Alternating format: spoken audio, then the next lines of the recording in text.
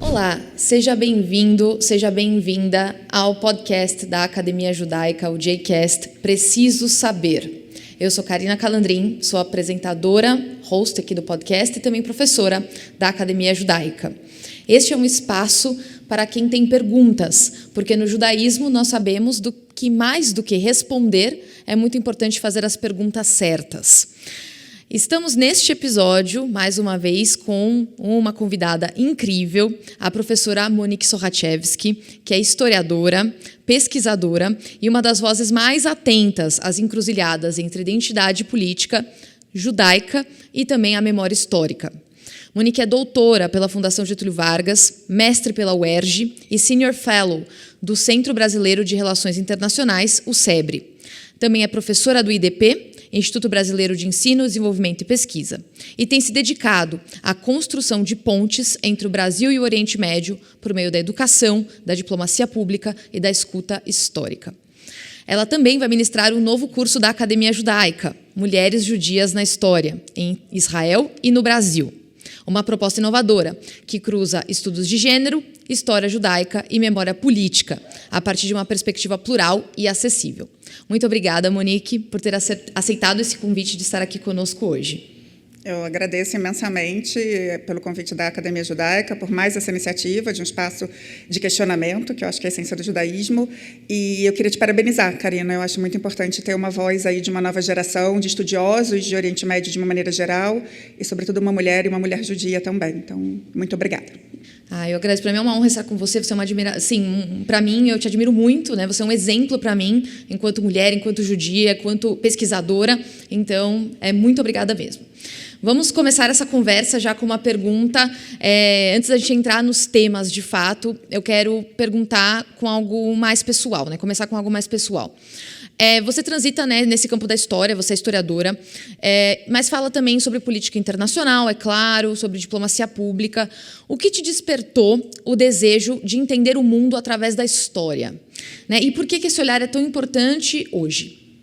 Olha, antes de mais nada, eu tenho vários chapéus, né? Eu sou historiadora internacional, estudiosa de Oriente Médio. Eu falo que ninguém é especialista em Oriente Médio, porque tem uma região que nos dá humildade, né? É o Oriente Médio.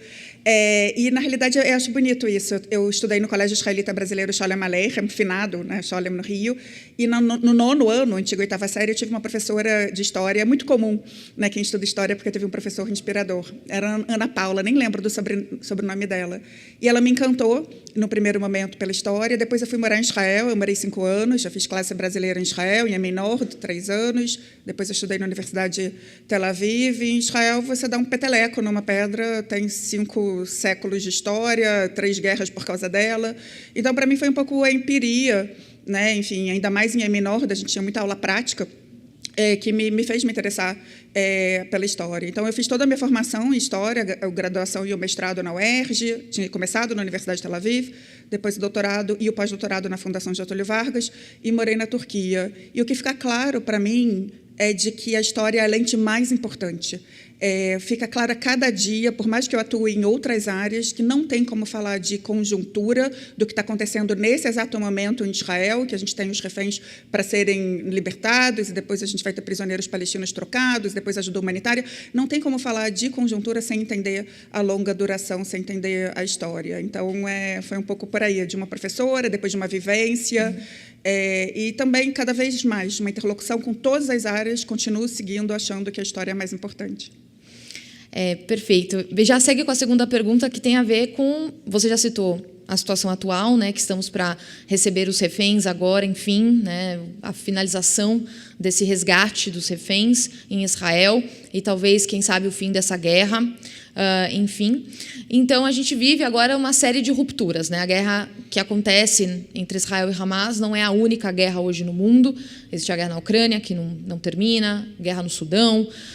Vivemos polarizações políticas imensas em todos os lugares do mundo, discursos extremistas. Como que você enxerga o papel da comunidade judaica e, mais amplamente, né, como você falou, da escuta histórica, né, num cenário onde o tempo parece estar sempre em colapso? A gente vive um desses momentos de transição, né, hegemônica, né, então é muito importante, mais uma vez, conhecimento histórico, né, tem um estudo lá do Graham Allison, de Harvard, que mostra, né, a armadilha de Tucídides, a gente tem 16 transições hegemônicas e 12 delas deram em guerra, então a gente tem um questionamento se nesse exato momento a gente tem uma guerra mundial mais ampla, se essa transição de China e Estados Unidos vai ser sem guerra, então, enfim, vivemos isso. E, obviamente, o conflito no Oriente Médio ele faz parte dessa questão mais ampla. Então, por um lado, eu acho que a gente tem que ter um olhar, porque às vezes a gente é muito autocentrado e acha que, né, só o judaísmo existe. Então, 2 passos para trás e, mais uma vez, o conhecimento histórico mais amplo, além do conhecimento histórico judaico, é muito importante para a gente entender essa transição. E, por outro lado, em termos de história judaica, e eu sou profundamente judia, isso é uma identidade que eu sempre coloco, que eu sou judia e sou também cidadã israelense, além de brasileira, é exatamente o que você falou, que é a essência desse podcast, que é questionar. E uma coisa que me incomoda muito em termos de comunidade judaica brasileira e mundial, às vezes, não a apatia, é comprar de maneira crítica, né, asbará, enfim, coisas que vêm de fora para cá, no sentido de, enfim, quase que a gente entrar numa interpretação que é bastante questionável. A história judaica, quando a gente estuda, a gente não se dá muito bem com reis, por exemplo. A gente não se dá muito bem com quem nos é imposto. Então, eu ressaltaria o olhar crítico e o conhecimento da história mais ampla, é muito importante. E, em termos de história judaica, e a gente tem isso vivamente dentro de Israel, e muitas vezes eu vejo que chega, talvez menos do que deveria para a comunidade judaica brasileira em particular, é o questionamento, a pluralidade. O sionismo é legítimo, eu sempre falei isso. Eu acho que é uma incoerência e mesmo que uma falta de coerência acadêmica, você, né, achar que simplesmente esse nacionalismo não é válido.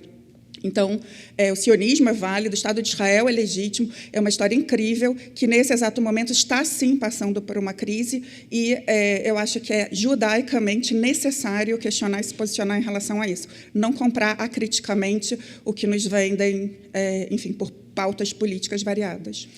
Que tem a ver diretamente com o aumento do antissemitismo, né? E como que a gente lida com esse antissemitismo, mesmo quando ele é travestido de debate político e de uma militância desinformada? Aí são várias questões, isso é tema de terapia, que também é uma coisa muito judaica e, para mim, necessária. Eu voltei depois do 7 de outubro, 7 de outubro marcou a minha vida. Eu acho que tem também uma questão que eu vivo falando que tem que decolonizar o decolonial, né? Que a gente tem uma galera hipster que vai estudar Oriente Médio na Europa. Tem um grande especialista em Palestina aqui em São Paulo que foi estudar em Londres. Eu perguntei para ele, por que você não foi estudar em Birzeit?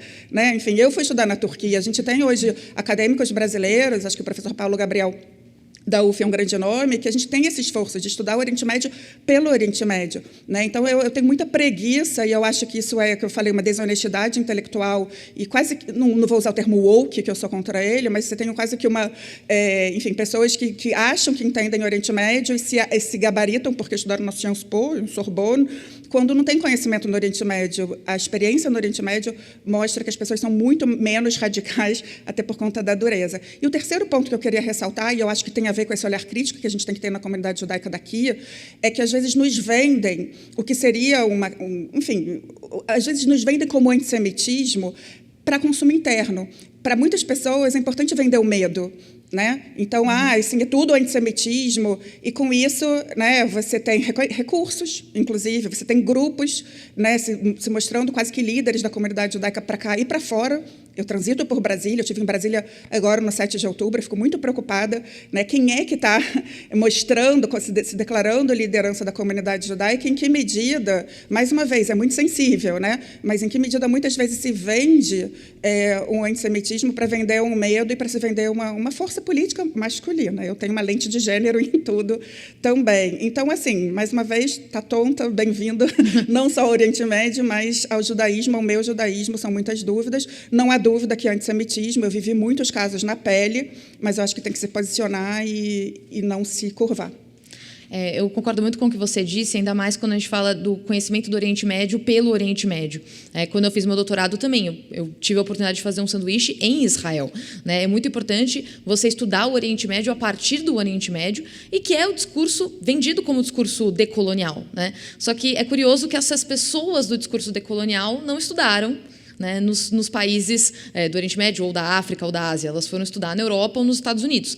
Então, é muito curioso esse discurso, porque não coaduna com a crítica decolonial, né? Na verdade, ela vai contra, né? Está reproduzindo um discurso do norte global, na verdade, né? Então, essas pessoas não querem ir em loco estudar. E estou projetando, quem fala muito sobre isso é o Shalom Hartman, né, o Tomer Pérsico. Esse antissemitismo 3.0, sim, é muitas vezes a Europa jogando para os judeus a culpa, né, como se fosse... Eu tenho pavor quando fala, é o como que é o novo imperialismo, é como se... Não, é outra coisa. Você pode criticar e deve criticar a política israelense, o que acontece em Gaza e tudo mais, mas é uma coisa específica. Você precisa conhecer a história judaica e a história do Oriente Médio. Quando você só tem a Europa como parâmetro, né, que é isso em grande medida, é um problema, e muitas vezes isso faz parte de um jogo político, assim, de projetar as culpas da Europa para Israel. Não, é outra coisa. Entrando na questão de gênero que você já trouxe nas suas respostas, o seu curso, né? Você vai falar sobre mulheres judias na história, em Israel e no Brasil. E você vai falar sobre conectar os estudos de gênero com a história judaica, as trajetórias femininas em contextos, né, muito diversos. O que te levou a construir esse curso, especificamente, e por que contar essas histórias hoje é tão urgente?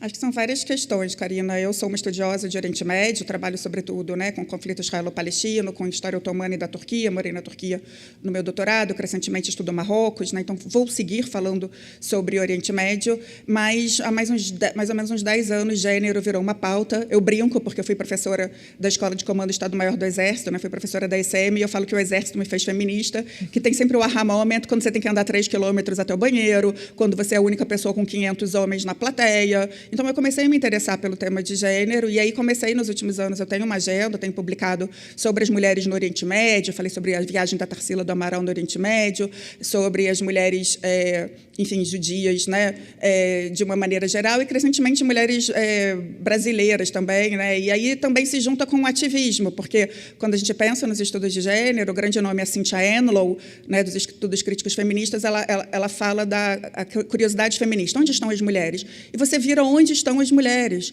A gente tem o terceiro governo Lula e não tem uma chanceler mulher, uma escolha de um governo que se diz progressista não ter uma chanceler mulher. Nunca tivemos embaixadora em Madrid, nunca tivemos embaixadora em Buenos Aires, a gente tem agora em Nova York pela primeira vez, secretária-geral da ONU nunca teve. Então, onde estão as mulheres? Essa pauta, ela para mim é acadêmica, eu tenho lecionado sobre gênero e políticas públicas, gênero e relações internacionais no meu chapéu no IDP, e quando a gente olha para a comunidade judaica também, onde estão as mulheres? A CONIB já teve uma de presidente? Eu outro dia tive na Hebraica aqui de São Paulo, nunca teve mulher, né? Enfim, a gente tem pouquíssimas. Na prática, quem faz a coisa acontecer, né, são as mulheres, mas eu fiquei muito feliz de ter uma rabina, né, Kelita aqui.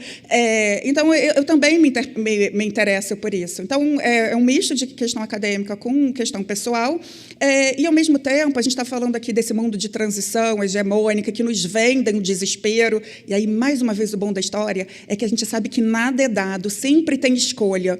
Então, tem oportunidades e tem esperança. E a minha esperança está nas mulheres. Pode ser que, se tiver uma secretária-geral, seja ruim. Pode ser que, se tiver uma chanceler, mulher, é ruim. Pode ser que Israel, para além da Golda Meir, que é a única mulher, de fato, que chegou ao poder, se tiver uma outra mulher, seja ruim. Não sei, como nunca teve, a gente sabe que o patriarcado deu ruim, né? Isso já é ruim, então a gente precisa de outras escolhas. Então, para mim, vem um pouco de uma mistura acadêmica, né? Enfim, também, e de olhar isso dentro do judaísmo. A última coisa que eu queria dizer, e eu acho muito importante, eu sempre falo isso, eu sou cria da comunidade judaica do Rio de Janeiro, eu venho de uma família muito humilde, e eu cresci no lar da criança israelita Rosa Weissman, na Tijuca. Eu fui bolsista dos 5 aos 14 anos lá, depois eu estudei em Israel com bolsa, e uma instituição criada por mulher, até hoje. Eu sempre falo isso para elas, às vezes elas discordam de mim politicamente, mas eu falo, eu só cheguei a um pós-doutorado na Fundação Getúlio Vargas, a uma fellowship na Brandeis, a conversar com ministros e a circular literalmente por meio mundo, porque eu tive uma base de uma educação judaica por mulheres. Nossa, é muito forte isso, né? Essa sua trajetória, né? E pensar esse lugar da comunidade judaica, né? É algo também que Isso que eu dou aula também sobre a Cynthia Eloy, quando eu falo de feminismo em relações internacionais, né? Um livro dela, um dos livros dela, né? Banana, Bitches and Bases. Esse mesmo. E ela fala muito sobre a gender curiosity, né? A curiosidade de gênero, né? Você procurar onde estão as mulheres, porque as mulheres estão lá. É que a gente não olha para elas, né? Então, na história judaica, e aqui, né? A gente está com a Rabina Kelita aqui conosco, que ela deu um curso aqui na academia sobre as mulheres na história judaica. Elas estão lá. Só que a gente não olha para elas, a gente ignora, a gente coloca à margem.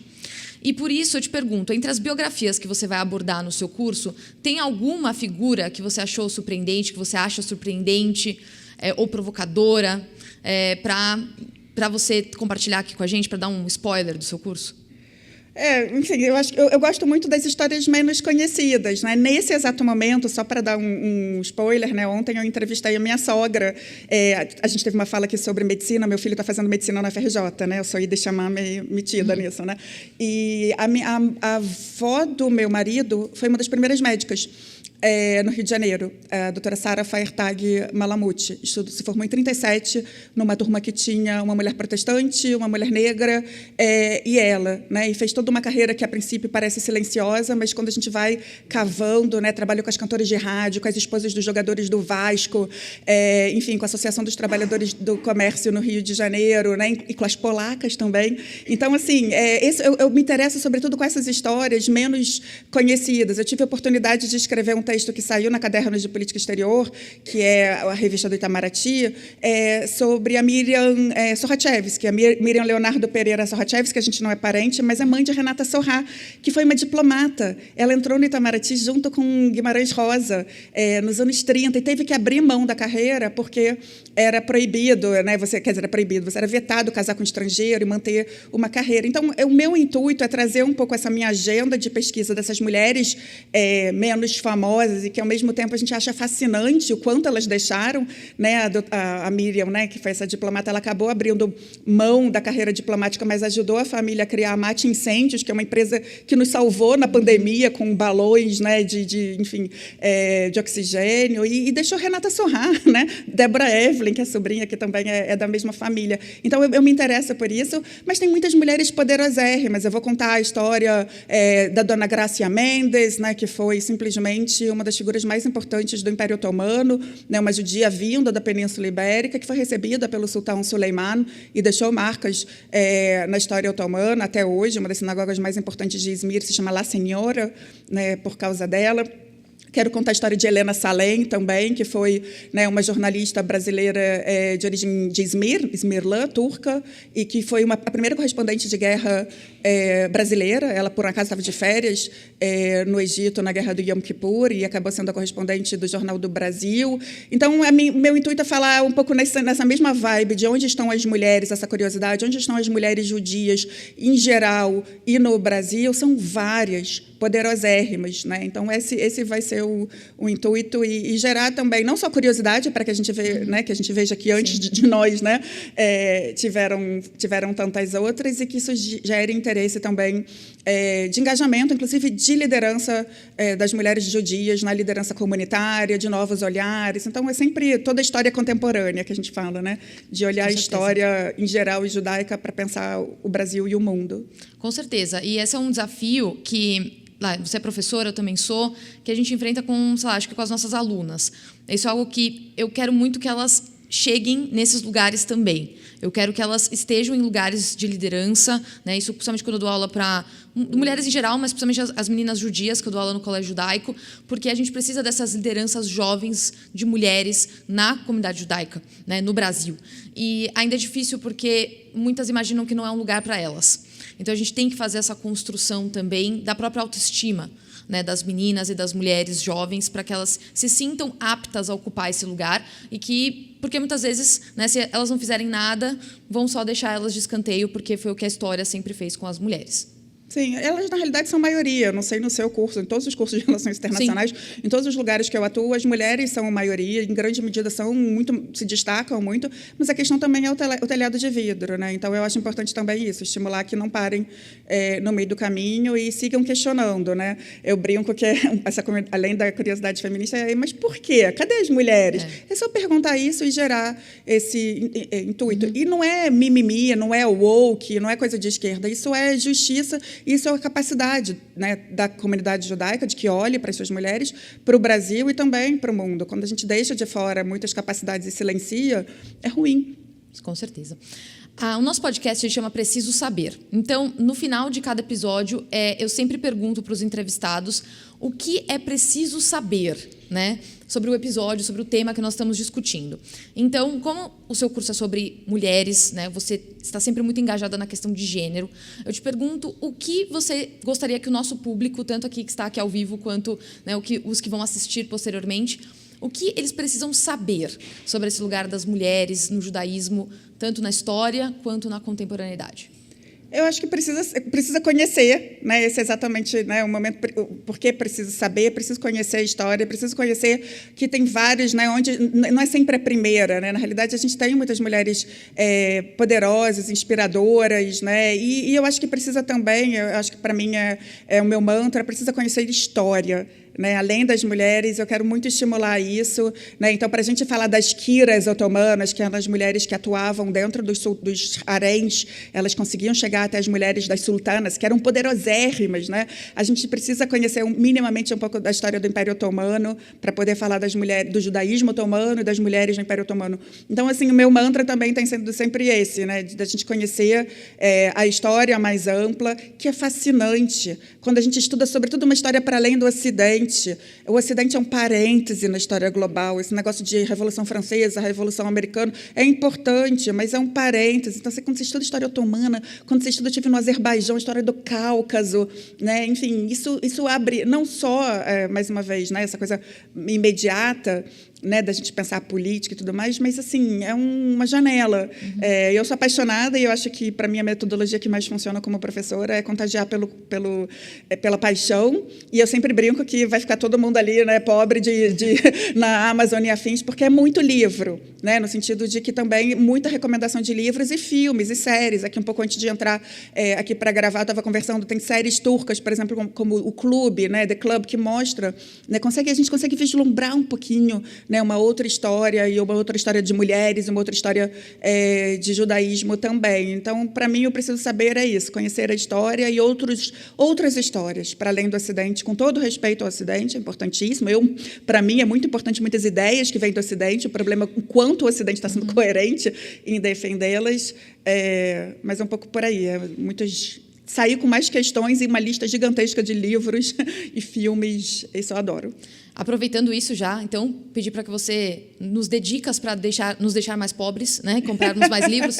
Aí você pede também indicação de livro no final. Então, sim, se quiser dar algumas indicações de livros para os nossos espectadores e também para o público aqui, por favor. Olha, sobre história otomana, se alguém quiser até aquecendo, o Mark Baer, que é até um historiador judeu, professor da LSI, ele tem um livro traduzido para português de Portugal que se chama Os Otomanos, né? The Ottomans, eu li em inglês, mas eu sei que tem em português. E aí, assim, eu sempre acho importante ter esse panorama geral, porque ajuda a gente a entrar nas especificidades. A professora Leslie Peirce, da NYU, tem um livro chamado Imperial Harem, né? O harém imperial, que ajuda muito a gente a entender a história das mulheres no Império Otomano, para além dessa coisa que a gente acha que é a mulher lânguida no harém. É política pura, é poder absoluto, né?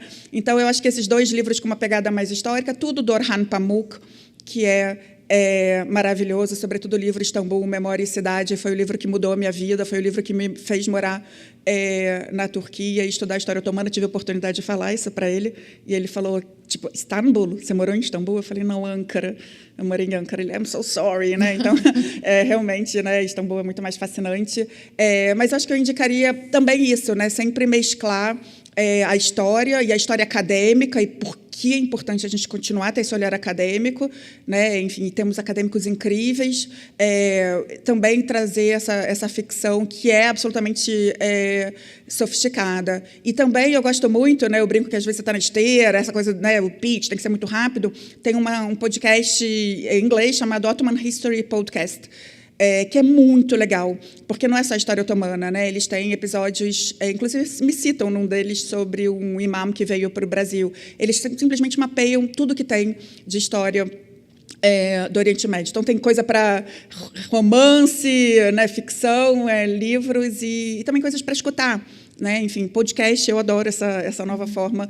Às vezes a gente está lavando louça, se exercitando, né? Dirigindo, e é uma forma da gente se interessar. Então, acho que ficam essas dicas aí. Muito obrigada, Monique. Você foi muito generosa em compartilhar tudo isso conosco. Sua escuta histórica, aliada à sua coragem intelectual, né, tanto na área de gênero quanto nos seus estudos históricos sobre o Oriente Médio, são muito importantes para a construção do conhecimento, né? Então, a proposta do seu curso, que vai estrear logo mais na Academia Judaica, com certeza vai ser uma contribuição muito potente para quem busca judaísmo plural e conectado com vozes históricas que foram silenciadas. Obrigada às duas pelo excelente... Não, toda a tarde, né, Mário? A tarde interessantíssima. Eu trabalho, só para dizer, eu trabalho com tempo, tá? O meu tema é tempo. Em sendo tempo, ele vai percorrer não só o tempo de bilhões de anos, como ele vai percorrer o tempo da vida, como ele vai percorrer o tempo da geração, e história cai no contexto. Mas eu não sou historiadora, tá?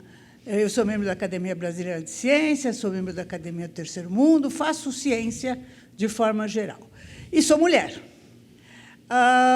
Nunca vivi muito tempo. Eu sou paulistana, nascida aqui na Avenida Paulista, vivo em São Paulo, mas tive bastante atuações em Israel, junto com o Instituto Weizmann Brasil, de um lado, junto com o Mário, na parte dos amigos, do outro lado, fazendo ciência mesmo e publicando. E o que me chama a atenção no olhar de mulher falando para mulher, agora eu vou falar em relação a Israel. Eu sei que você, posso chamá-la de você, né? Claro. Precisa ser de senhora, não. Pode ser, eu gosto sempre de chamar, ficar mais perto. Você é uma grande especialista em história e tendo vivido muito tempo na Turquia. Meu conhecimento de Turquia vai até de ter uma nora que morou muito tempo na Turquia, então eu tenho algum conhecimento, e ter família que migrou da Bessarábia para Israel via Turquia, naqueles idos de 20, histórias contadas. Mas a minha experiência em Israel fazendo ciência existe, eu publiquei alguns trabalhos, temos coisas interessantes, e o que me chama a atenção, e que eu acho que, de alguma forma, eu não consigo ler entre as pessoas que trabalham com isso, é a riqueza das mulheres não judias trabalhando em Israel, de forma extremamente ativa. Eu que orientei uma menina hindu, não é menina, uma cientista já doutora, espetacular, e convivi com várias em vários locais, de várias outras nacionalidades. Então, a história de Israel absorvendo mulheres e criando ciência alta, de muito bom nível, independente de serem quer judias, e isso Israel a gente sabe que não separa, quem é israelense, não existe, mas também não separa o estrangeiro. O estrangeiro que lá chega e é positivo, ele vai embora. Então, eu acho que nisso, no contexto de Israel, eu não vejo isso escrito em lugar nenhum. E eu queria saber qual é a tua opinião, porque você está muito mais dentro dessa temática da história. Eu vou ver lá atrás. Quer dizer, quando eu vou ver em 1925, eu vejo mulheres que tiveram coisas importantes na área da água. Sim. Então, eu queria ver o que existe disso, do ponto de vista histórico, para eu poder mostrar para os outros que Israel contribui com a mulher. Vou responder sobre as mulheres na ciência, e eu acho muito bom trazer o Instituto Weizmann, porque uma das lideranças acadêmicas e também políticas, né, contra o atual governo israelense é uma cientista chamada Shikma Bessler, né, que é uma cientista do Instituto Weizmann, e isso é muito interessante, porque ela oficialmente ela não é política, mas física, né? Enfim. Então, a gente tem a academia israelense, eu estudei na Universidade Tel Aviv, impressionante. A gente tem, enfim, e também isso, né? Eu estava pensando, eu fiz amizade, eu não sei se eu posso falar o nome dela, está filmando.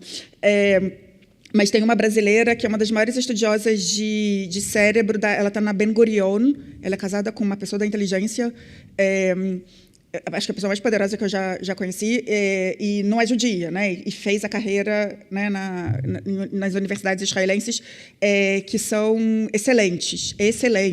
Eu nunca, assim, eu fiz Mechina na Universidade de Tel Aviv, e o nível é incrível, e com muitas mulheres, de fato, atuando, né? A minha questão em relação a Israel é um pouco na política, porque teve Golda Meir, e além da Golda Meir, só teve a Golda Meir, né?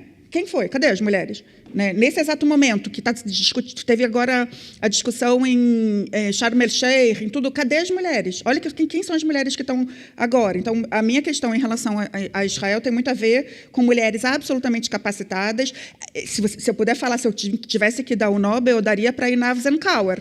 As mães, agora, né, dos Hatufim, se posicionando. Então, a minha agenda tem muito mais a ver com essa questão política. Eu sou fellow da Brandeis. Em 2017, eu tive a oportunidade de ser da corte do Summer Institute for Israel Studies da Brandeis University, que, de longe, é a melhor universidade dos Estados Unidos que trabalha com o conflito israelo-palestino, simplesmente porque tem um professor israelense, um professor palestino, um professor egípcio, né, o Monem, né, o Shai Feldman e o Halil Shikaki, e aquele curso Arabs and Israelis é maravilhoso, né? Então, o que eu queria te dizer é que eu não sei exatamente, a China Weiss, tem vários pesquisadores dentro da Brandeis que se debruçam sobre o papel das mulheres na ciência, e eu tive a oportunidade de ver em 2023 uma etíope também, né, Shula Mola, o nome dela. Então, assim, tem vários acadêmicos, não é exatamente a minha pauta em termos da ciência dura, mas dentro da Brandeis tem muitos acadêmicos estudando isso, e eu acho que seria interessante de se olhar. Rav, em relação às mulheres, Marrocos, Irã, eu estive no Marrocos e tenho ido muito pela Mimouna Association, não sei se vocês conhecem, que é uma coisa impressionante, né?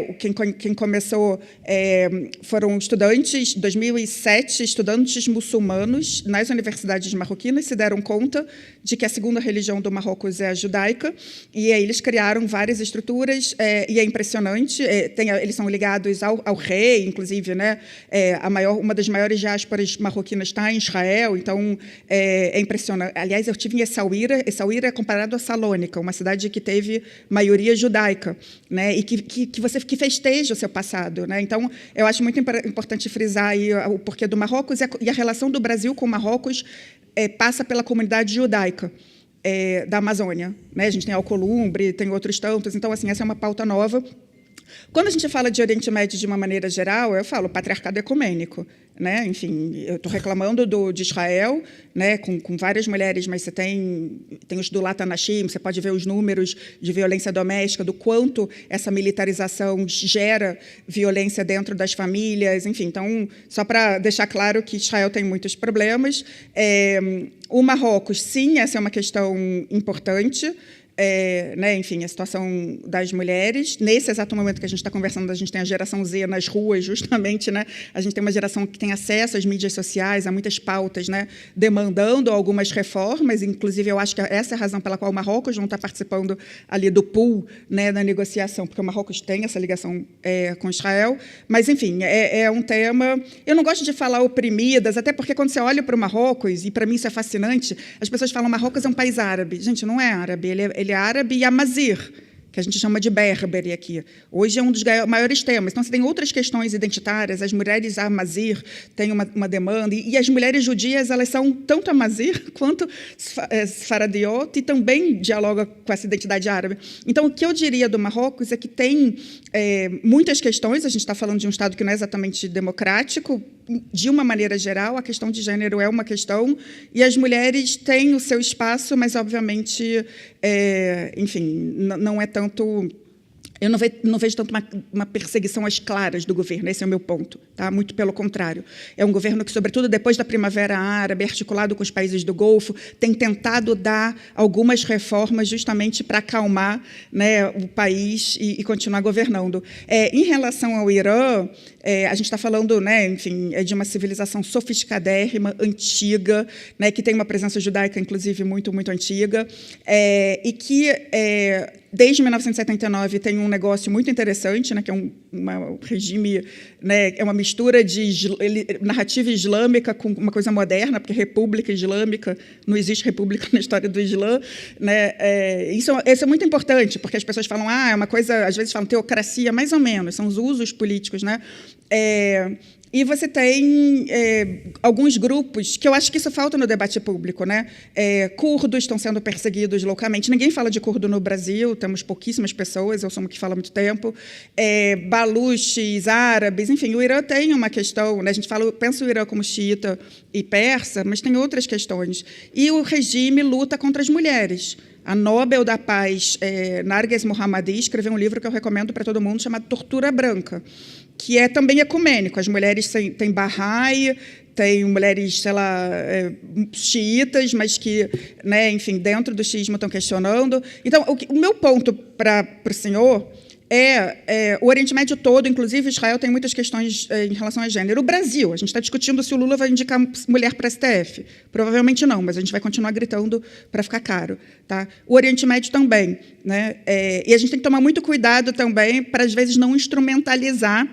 E isso gerou, por exemplo, quando Israel atacou o Irã agora, gerou gente em volta da bandeira. Eles estão muito descontentes com o governo, mas eles estão descontentes com o governo, né? Não tem que ser Israel que vá levar essa pauta. Dei uma viajada aí na resposta, mas acho que era Irã e Marrocos e Turquia, nem vou começar a falar, mas eu só digo uma coisa, a Turquia tirou a Turquia da Convenção de Istambul. Para mim, é um dos melhores casos do que é o governo Erdogan. Né? Você tem a convenção que é para evitar a violência doméstica, o governo atual tirou. Né? As minhas amigas turcas, elas querem ficar solteiras, casar com um estrangeiro ou emigrar. Né? É uma pena, porque é um país incrível. Então, para você que acompanhou até aqui o episódio do podcast, fique conosco para os próximos episódios. Nós publicamos novos episódios a cada 15 dias, às quartas-feiras, em todas as plataformas de podcast e também em vídeo pelo YouTube e pelo Spotify, além, é claro, do aplicativo da Academia Judaica. Então, não perca as novidades, siga a Academia em todas as redes sociais e até uma próxima. J-Cast.